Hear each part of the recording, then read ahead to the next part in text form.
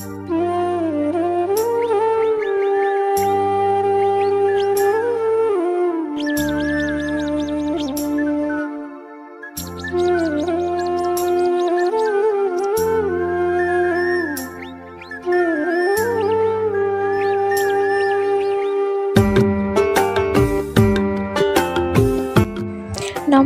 বন্ধুরা, আপনারা সবাই কেমন আছেন?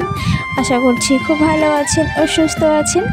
তো আপনাদের ভালোবাসা ও ঈশ্বরের আশীর্বাদে আমিও খুব ভালো আছি। তো আমি পূর্ণিমা, আমার নতুন আরেকটি ব্লগে আপনাদেরকে অনেক স্বাগত জানাই ও ভালোবাসা। তো সকালবেলায় ঘুম থেকে উঠে আগে বিছানাটাকে একটু পরিষ্কার করে গুছিয়ে নিলাম। আর কালকে না অনেকগুলো জামা কাপড় কেচে দিয়েছিলাম, তো কালকে রাতে সেরকমভাবে আর এগুলো গুছিয়ে রাখা হয়নি, তাই সকালবেলা ভাবলাম এগুলো ভাঁজ করে নিই। তো আপনারা আমার আগের ব্লগে দেখবেন যে এগুলো আমি সব সন্ধেবেলাতেই করে থাকি, কিন্তু কিছুদিন থেকে যা গরম পড়েছে সেরকমভাবে না আর ইচ্ছে হয় না এগুলোকে ভাঁজ করার। আর সন্ধেবেলাতে তো ঘরে একদমই থাকা যায় না, তাই আর কি। তো সকালবেলা ওয়েদারটা যেহেতু একটু ঠান্ডা থাকে, তো চেষ্টা করি বাইরে যাওয়ার আগে এই ঘরের বিছানা তোলা বা এই জামা কাপড়গুলো যেগুলো থাকে একটু গুছিয়ে তারপর ঘর থেকে বেরোতে। তো এখানে আমার জামা কাপড়গুলো মোটামুটি দেখো ভাঁজ করা হয়ে গিয়েছে, আর এখানে সব কিছু রেখে দিচ্ছি। তো গুছিয়েও রেখে সেরকম কোনো লাভ নেই, কিন্তু ঘরটা দেখতে সুন্দর লাগে এই আর কি। কিন্তু যতবারই ঘরে আসবো সেই ঘরটা এলোমেলোই হয়ে থাকবে।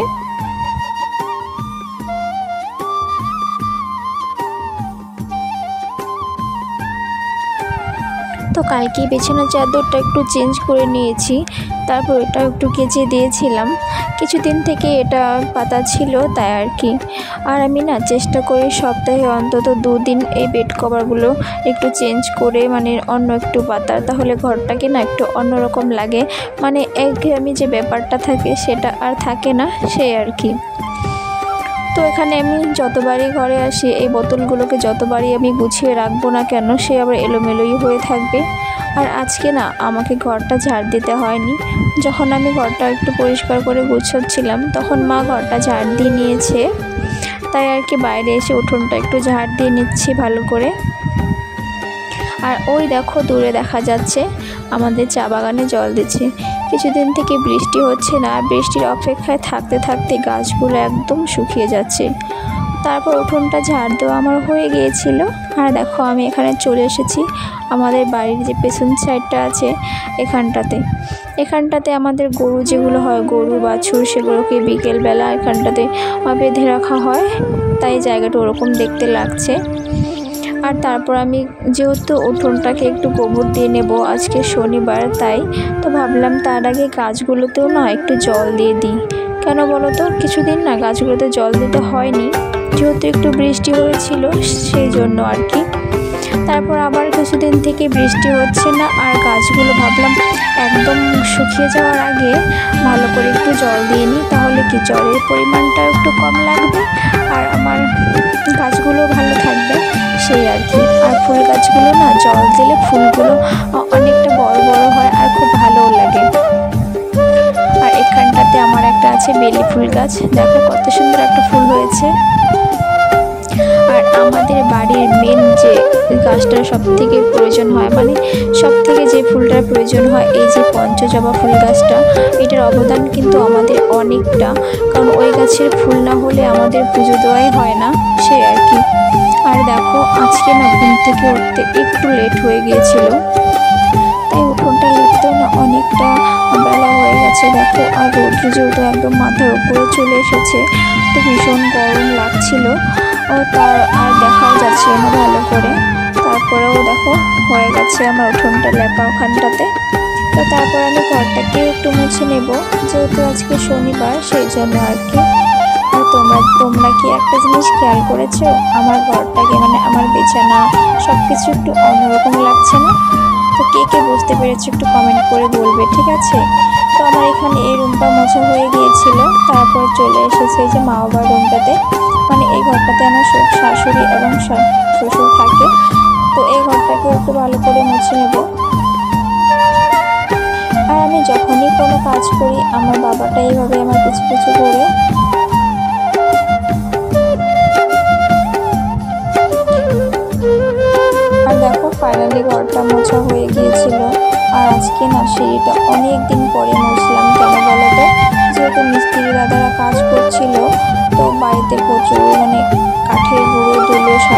ছড়িয়ে ছিটে ছিল, ভালো করে ঝাড় দিয়ে রাখছিলাম সিঁড়িটা।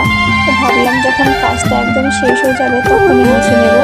তো সেই যে ভাবা সেই কাজ, তো আজকে কাজটাও শেষ হয়ে গিয়েছে, তাই সিঁড়িটাকে ভালো করে মুছে নিলাম।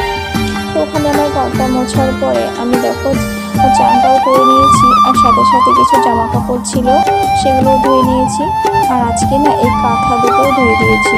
এই কাঁথা দুটো আমার কাজে লাগে, আমাদের মানে বিছানার উপরে প্লাস্টিক পেতে তারপরে এই কাঁথা দুটো দিয়ে দিলে না, তাহলে বেড কভারটা আর সরে যায় না। আর আমার ছেলে যেহেতু ছোট, এর জন্য বিছানায় একটু প্লাস্টিকটা দিতে হয়, সেই আর কি। তো এখানে আমি জামা কাপড়গুলো ভালো করে একে একে শুকোতে দিয়ে দিচ্ছি।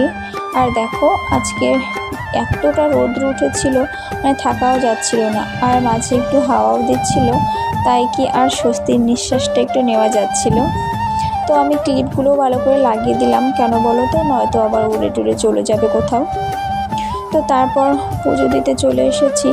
আজকে যেহেতু মা রান্না করছে, তো সকালবেলা আমার চান করাটাও হয়ে গিয়েছে, তাই আর কি পুজোটা দিতে চলে এসেছি। আর এই ঝুড়িটা দেখতে পাচ্ছ, এটা না কালকে রেখেছি কী দিয়ে বলো তো, কিছু পুরনো জামা কাপড় ছিল, যেরকম শাড়ি, আমার নাইটি, এগুলো, তো সেগুলো দিয়ে এটা রেখেছি। ভাবলাম মন্দিরে কাজে লাগবে, জামা কাপড়গুলো ফেলে দিয়ে তো লাভ নেই, সেই এর জন্য। আর ভাবলাম ওই জিনিসগুলো একটু সরিয়ে নিই, কিন্তু সরাতে গিয়েই হয়ে গেল এক বিপদ। নিচে না অনেক পিঁপড়েতে বাসা করেছে, তো এখন যদি সবগুলো সরাতে যাই তো পুরো ঘরটা ছড়িয়ে যাবে, আর আমার না পুজো দিতে অনেকটা লেট হয়ে যাবে। আর যেহেতু ছেলেকে সকালবেলা খাওয়ায়নি, তো তাড়াতাড়ি করে পুজো দেওয়ার পরে ওকে আবার খাওয়াতে হবে, সেই জন্য আর ওগুলো সরালাম না, এমনি ভালো করে ঝাড় দিয়ে একটু পরিষ্কার করে নিচ্ছি। আর আমার ছেলে না কারো কাছে খেতে চায় না বলতে কি, কারণ না অতটা ধৈর্য বা সময় নিয়ে কেউ খাওয়াতে পারবে না, কারণ ওকে খাওয়াতে গেলে অনেকটা সময় এবং অনেকটা ধৈর্যের প্রয়োজন আছে, যেটা সবাই পারে না। সেই জন্য ওকে আমি, আর আমার মনে হয় কি না, কেউ খাওয়ালেও মনে হয় যে ওর হয়তো পেট ভরেনি, মানে নিজে হাতে যতক্ষণ না খাওয়িয়ে দিই ততক্ষণ আর মানে মনে হয় ওর পেটটা ভরেনি। তো ঘরটাকে ভালো করে একটু মুছে নিচ্ছি। আর ঝুড়িটাকে একদম কর্নারে রেখেছি, কেন বলো তো, মানে মেন গেটের সামনে থেকে যেন ওই যেটা যেন না দেখা যায়, কারণ সবসময় তো গুছিয়ে রাখা হয় না, আর আমি একাও পুজো দিই না, মা দেয়, সবসময় তো আর গুছিয়ে রাখা হয় না, তাই না। তো দেখো তারপর ঘরটা মোছা হয়ে গিয়েছিল, আর এখানে আমি ফুলগুলোও তুলে নিচ্ছি। আর আমাদের বাড়িতে মানে অন্য কোথাও থেকে ফুল আনার প্রয়োজন হয় না, আমাদের বাড়িতে না অনেক রকমের ফুল আছে, যেগুলো এখানটাতে সাদা ফুলগুলো তুলে নিলাম। আর ওখানে না একটা ছিল মধু ফুল, তোমরা এগুলোকে কি বলো আমি জানি না, কিন্তু আমি ছোটোবেলার থেকে এগুলোকে মধু ফুল নামেই চিনি। কেন বলো তো, ওই ফুলগুলোর না মানে মধু পাওয়া যায়, তো ছোটোবেলায় সেগুলো অনেক খেয়েছি, তো সেই থেকেই আমি ওটাকে মধু ফুল নামেই চিনি, তাই আর কি ওটাকে মধু ফুলই বলি। তোমরা কি নামে চেনো একটু কমেন্ট করে বলো। আর দেখো এখানে আমার সব ফুল তোলা হয়ে গিয়েছিল। আর দেখো আমাদের পঞ্চজবাগুলো কতটা সুন্দর। তো এখানে অনেক রকমেরই ফুল ছিল, সব থেকে বেশি যেটা ছিল পঞ্চজবাই ছিল। আর দেখো এখানে একটা আছে বেলি ফুল, কত সুন্দর তাই না। তো দেখো তারপর আমার এখানে পুজো দেওয়াটাও হয়ে গিয়েছে। আর এটা হচ্ছে আমাদের মায়ের মন্দির।